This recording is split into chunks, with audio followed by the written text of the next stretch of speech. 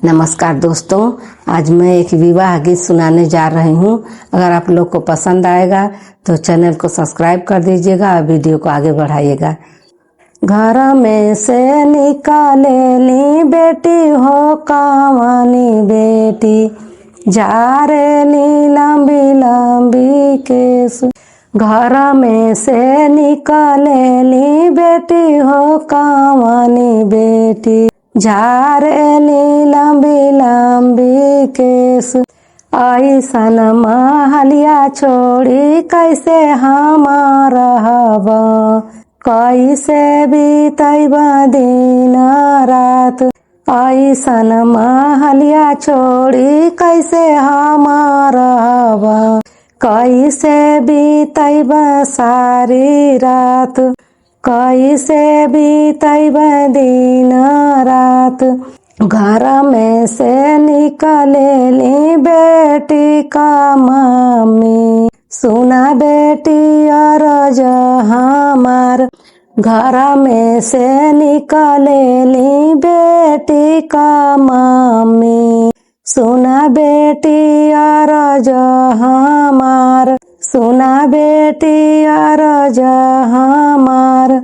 सोने के सुगनवा होए का बनैबा, रखब हृदय से लगाए। सोने का सुगनवा होए का बनैबा, रखब हृदय से लगाए। दुआरे से आवेला बेटी का पापा, सुना धन अरज हमार। घर दुआरे से आवेला बेटी का पापा, सुना धन अरज हमार। सोने का सुगनवा हो तोड़ी फोड़ी फेंकब, बेटी पराए घरे जाए। सोने का सुगनवा हो तोड़ी फोड़ी फेंकब, बेटी पराए घरे जाए। एतनी बचन जब सुनेली बेटी, पापा से करेली अरज।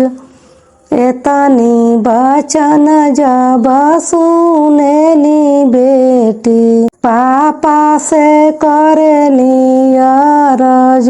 तुहरे ही घरे पापा 1 लाख गैया, भैंसी त लाख करोड़।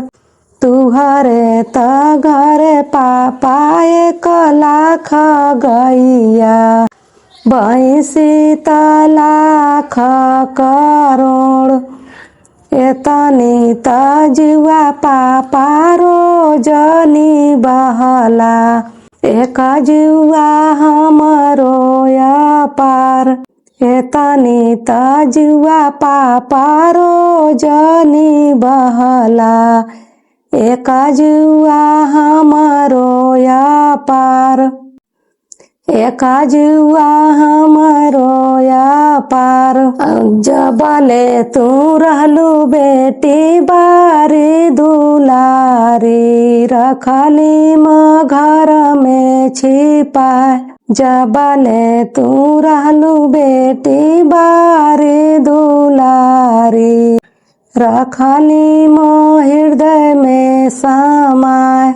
अब तू ही भैलू बेटी चतुर चालकवा, मोरे घरे रहलो न जाए। अब तू ही भैलू बेटी चतुर चालकवा, मोरे घरे रहलो न जाए, मोरे घरे रहलो न जाए।